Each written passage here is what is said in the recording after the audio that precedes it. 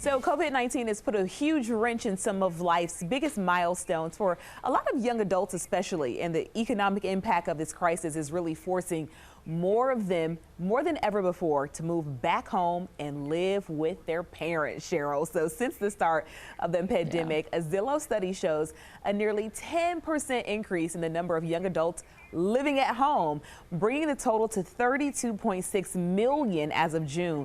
Now that is the highest number in history, passing up the Great Depression. So today on Alive at 5, we're talking about all the challenges that come with families living together.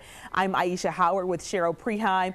Cheryl, you have little ones at home, but I'm sure some parts of you look forward to the empty nester phase. Just, maybe one day you just dream about it, and then all of a sudden they're all back.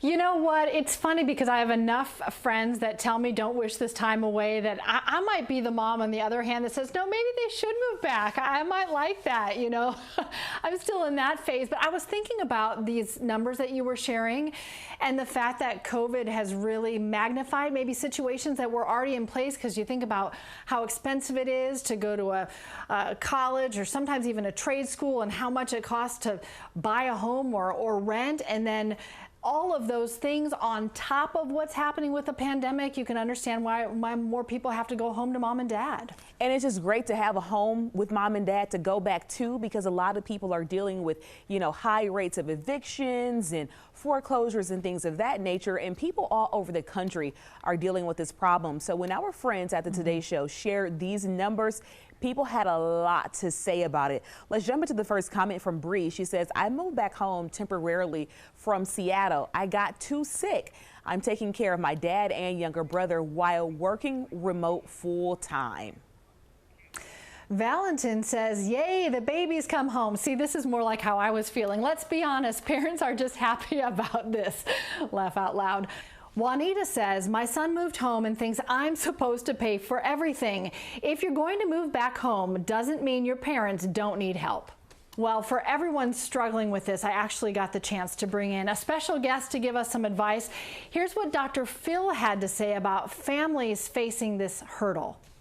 Whoa, wait a minute. I've been on my own for 5 years, and now you're expecting me to have a curfew, answer questions about where I'm going and what I'm doing, and it creates conflict.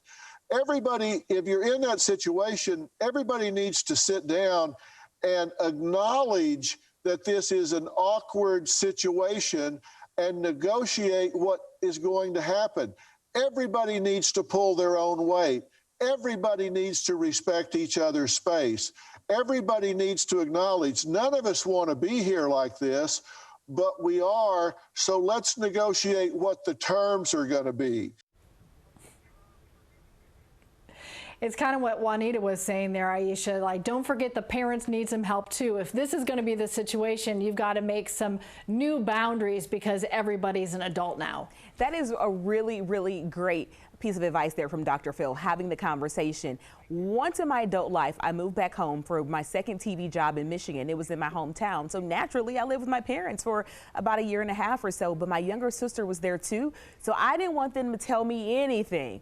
Don't tell me a curfew, like give it to her. Don't tell me to wash dishes. She should wash the dishes. She's younger.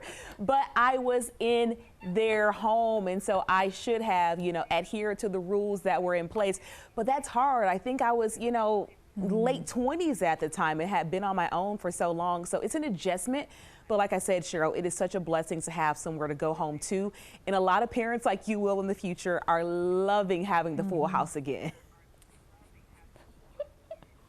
Yeah, no question about it, Aisha. No question about it. All right, that's all we have for 11 Alive at 5 today. The conversation continues in the comments below, and we'll see you back here tomorrow.